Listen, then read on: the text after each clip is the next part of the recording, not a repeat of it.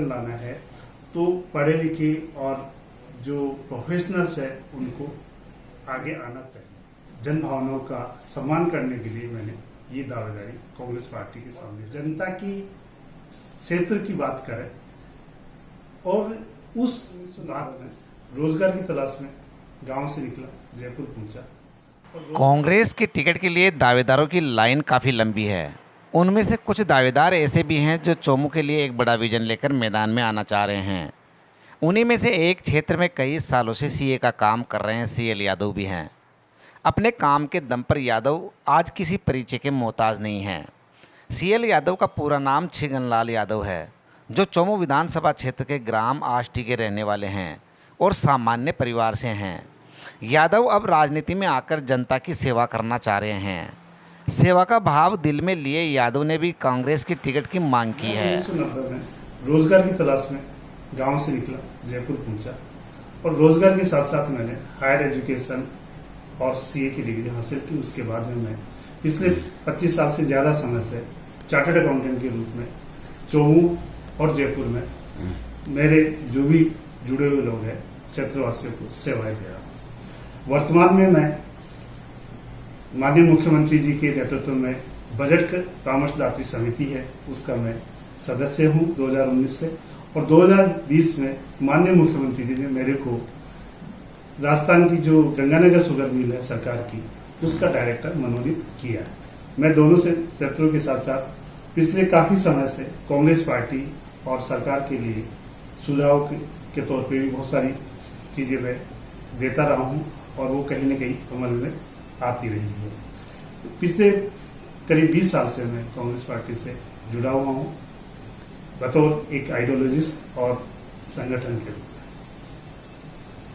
आज जो राजनीतिक परिप्रेक्ष्य है उस परिप्रेक्ष्य में लोगों की भावनाएं बदल रही है, लोगों की सोच बदल रही है और एक क्रांतिकारी और एक इनोवेटिव सोच के साथ जनमानस सामने आ रहा है कि यदि सोसाइटी में, समाज में, देश में परिवर्तन लाना है तो पढ़े लिखे और जो प्रोफेशनल्स है उनको आगे आना चाहिए। इसी भावना की कदर करते हुए मैंने ये सोचा कि मैं क्यों नहीं चोमू से अपनी उम्मीदवारी जताऊं और एक कांग्रेस मैन के नाते मैंने जन भावनाओं का सम्मान करने के लिए मैंने ये दावेदारी कांग्रेस पार्टी के सामने रखी है। तो क्या लगता है कि जनता की इस समय क्या अपेक्षाएं हैं? किस प्रकार का कैंडिडेट चाहती होगी जनता इस समय? मेरा मानना है कि जनता को एक ऐसा कैंडिडेट चाहिए जो सर्वसुलभ हो सके, एक विजन के साथ जनता के सामने आए और जनता की क्षेत्र की बात करे और उस बात को जनता की सुने और जनता की बात को आगे तक उठाए।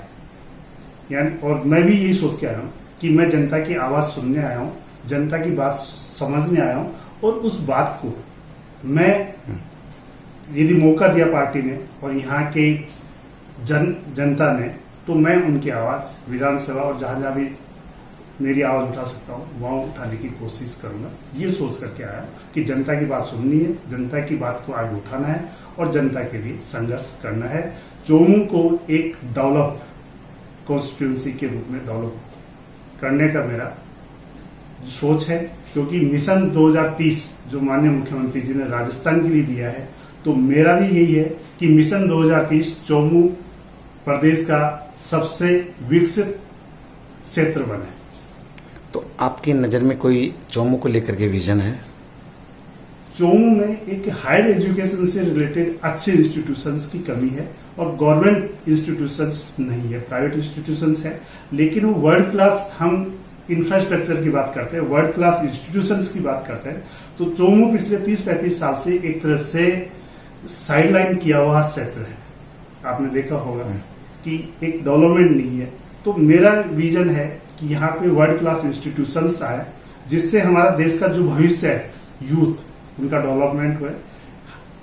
हॉस्पिटलिटी सेक्टर में, स्वास्थ्य के सेक्टर में यहाँ पे एक अच्छे इंस्टीट्यूशंस आए। हालांकि हमारा गवर्नमेंट हॉस्पिटल अच्छा है, बाकी प्राइवेट सेक्टर में भी काफ़ी अच्छे हॉस्पिटल्स हैं, लेकिन वर्ल्ड क्लास फैसिलिटी के साथ मेरा यहाँ पे इंस्टीट्यूशंस आए तो एक तो दो चीजें होगी।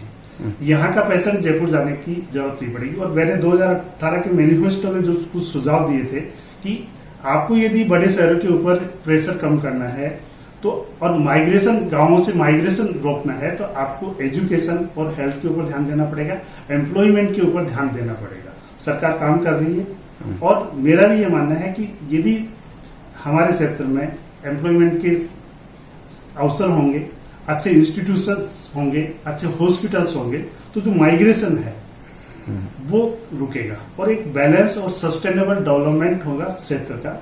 ये मेरा विजन है, उसके लिए काम करने का मैंने सोचा है।